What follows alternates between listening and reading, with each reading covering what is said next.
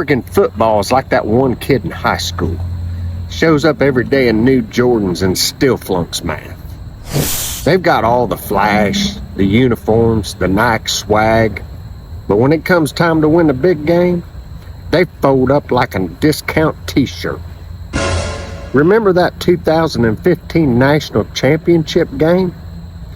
Yeah, that trophy case is still empty. Just a shrine for what could have been. They joined the Big Ten and thought it was an upgrade. Nah, you just traded playing Arizona for getting smacked by Penn State and Happy Valley. Ohio State looks at you like new duck on the menu. Quack, quack. Thanks for the win. You thought you brought style to the Big Ten, but you're just a best-dressed speed bump on the road to Indianapolis.